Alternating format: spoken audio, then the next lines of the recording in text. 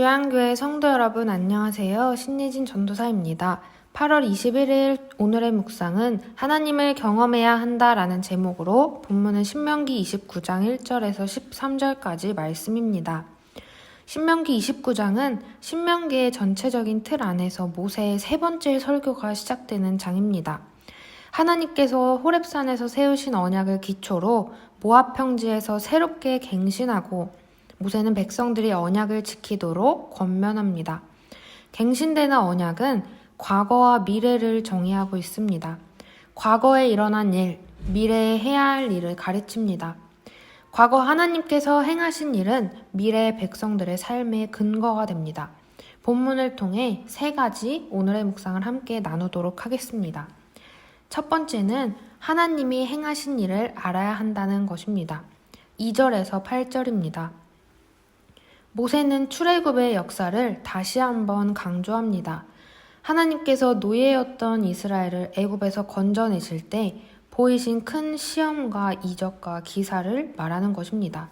또 5절에서는 40년간의 광야 생활, 하나님께서 옷이 낡아지지도 않고 신이 헤어지지도 않게 보살피신 것을 이야기하고 있습니다. 또한 헤스본 왕 시온과 바산 왕 옥을 이기게 하셔서 땅을 차지할 수 있게 해주셨습니다. 하나님은 백성들의 생활을 책임지셨을 뿐만 아니라 민족을 책임지셨습니다. 하나님께서 행하신 일을 알 때 하나님을 바르게 온전히 섬길 수 있습니다. 출애굽 가운데서 건져내신 하나님을 알 때 그분께 감사하고 순종하는 백성이 될 수 있듯이 저희도 죄에서 건져주신 하나님을 알 때 그분께 온전히 헌신된 삶으로 순종하는 저희가 될 수 있습니다. 두 번째는 깨닫는 마음, 보는 눈, 듣는 귀입니다. 사실 모압 평지에서 가나안 입성을 눈앞에 두고 언약을 갱신하고 있는 백성들은 출애굽 2세대들입니다. 아주 어릴 때 출애굽을 경험했거나 부모에게 전해 들은 사람들입니다.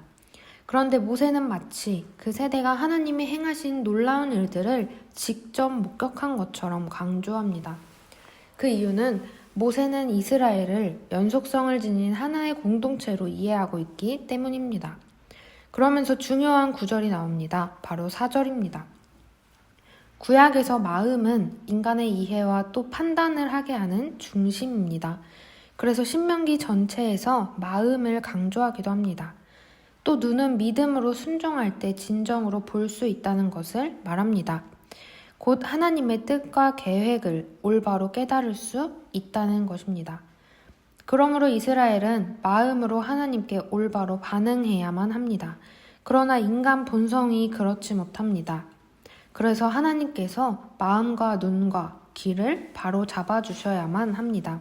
하나님께 깨닫는 마음과 보는 눈과 듣는 귀를 구하는 오늘이 되기를 소망합니다.